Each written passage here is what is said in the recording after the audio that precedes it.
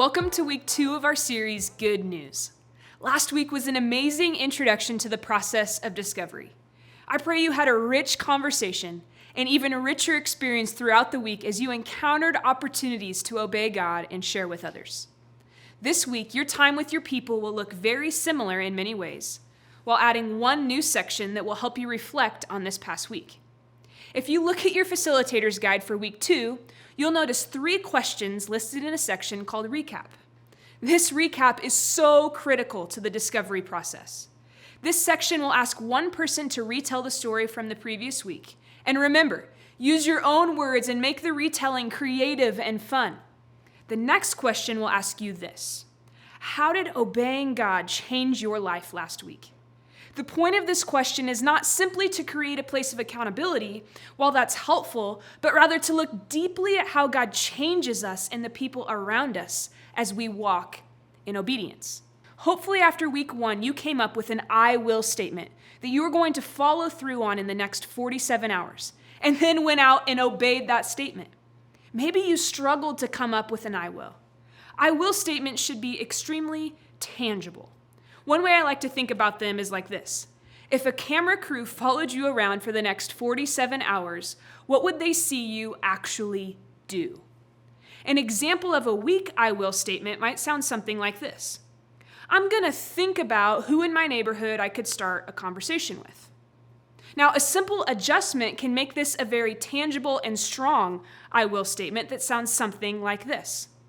I'm going to make a list of people in my neighborhood and pray each day at 3 p.m. for opportunities to engage with them. A simple adjustment helps the statement become extremely tangible. Another helpful hint for I will statements is to utilize the SPEC, S-P-E-C. This portion of the study will help frame up your I will statement. SPEC pushes us to look at a sin to avoid or confess, a promise to hold on to, an example to follow, or a command to obey.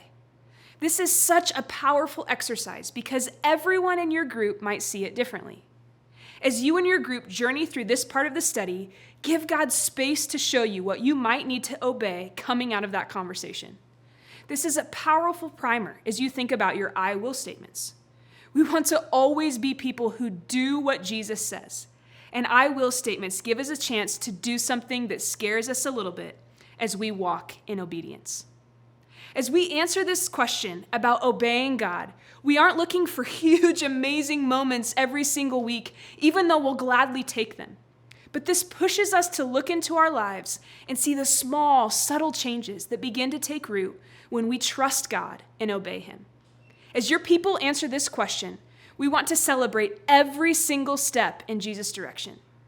There is no failure except not trying. As we continue to discover together, we never want to be people who figure things out alone. We would love for you to jump into one of our coaching gatherings, where we take time to support anyone and everyone that's on this journey of following Jesus alongside their people. You can go to canyonridge.org/groups to find all of the info you need about these gatherings.